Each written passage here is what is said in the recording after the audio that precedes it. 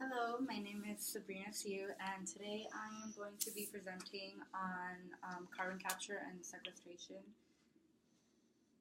So, carbon capture and sequestration is the removal and storage of carbon dioxide from the atmosphere, or the capture of carbon dioxide before it has a chance to escape into the atmosphere. There are two ways in which this can be achieved, and those processes are physical and biological processes. So, for biological sequestration, which is also known as terrestrial sequestration, the main process, which like most of you are probably well acquainted with, is photosynthesis. So, through photosynthesis, plants capture carbon dioxide from the atmosphere and they store that carbon dioxide in the form of sugar or another energy source in their stems and in their leaves, or if not, in the soil. And then, like, the byproduct is oxygen, of course. So once a plant withers and or dies, the carbon that the plant had within its system, stored in the stems and the leaves, is then stored as carbon within the soil. So it's really important to remember that in a biological process, such as photosynthesis, that carbon isn't stored as its gas form in carbon dioxide. It's stored by itself in soil, or like I said before, from sugars in the plants.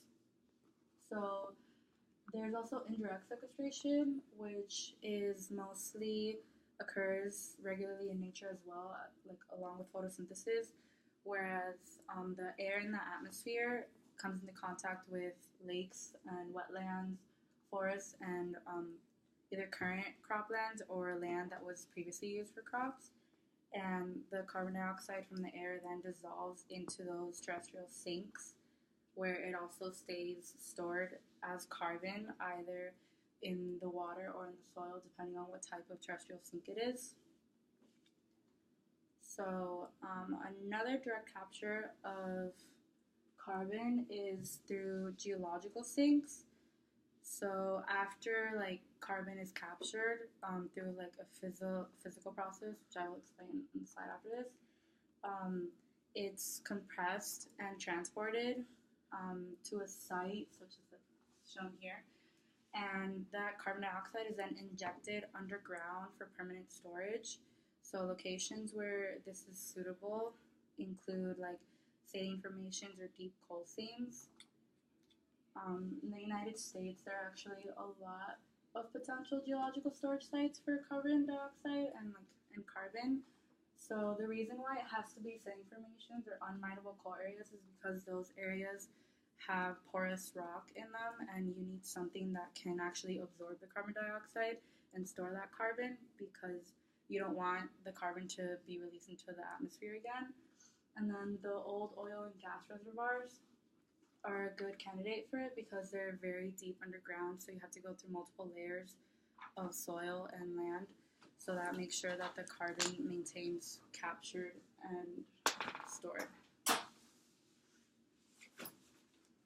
So physical processes.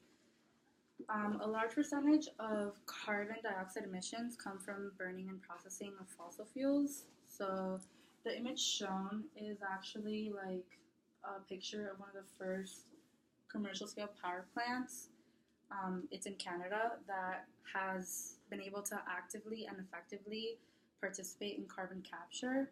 So at a power plant, the way that carbon capture works is once fossil fuels are being processed and burned, carbon dioxide is always a byproduct of that process, and usually carbon dioxide is released into the atmosphere. Whereas in this process, the carbon dioxide is captured and compressed in storage tanks, and they either keep it for storage and they send it to a geological sink, like I explained before, and they store it underground for permanent storage, or they use that carbon dioxide for enhanced oil recovery, which is basically pumping the carbon dioxide into the ground and using that to help bring up the oil from the earth, so that when oil recovery is done, it's more effective. So why capture carbon dioxide? So currently there is an extensive amount of greenhouse gases in our atmosphere due to the constant burning and use of fossil fuels. So, like, society has to face the issue of how to prevent drastic climate change. And scientific studies have shown that billions of tons of carbon dioxide have to be removed or captured from the atmosphere over the next few decades in order to avoid and prevent a catastrophic climate change over the upcoming century. And renewable energy and resorting to nuclear power and other forms of energy besides fossil fuels are effective ways of doing this, but it has shown that it's not going to be enough over time. So the capture of carbon dioxide has to be implemented more.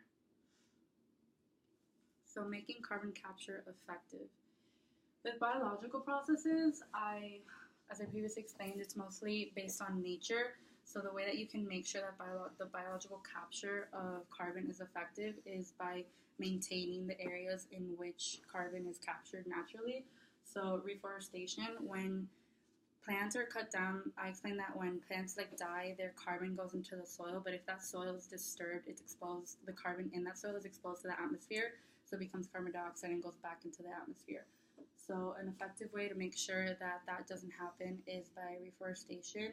So no-till farming and wetland and rangeland management, is going off of that with the indirect sequestration, that you have to make sure that the areas like lakes and wetlands and croplands where carbon naturally is absorbed into the soil or water aren't disturbed so that the carbon can stay there. So with physical processes, power plants and industries have to start getting on board with the idea of capturing carbon and using it in the effective way as I previously explained. That is the first picture that I found of the first coal power plant that actually effectively used carbon capture, but that picture is actually very recent. So not that many industries and not that many power plants have been using this method to capture carbon.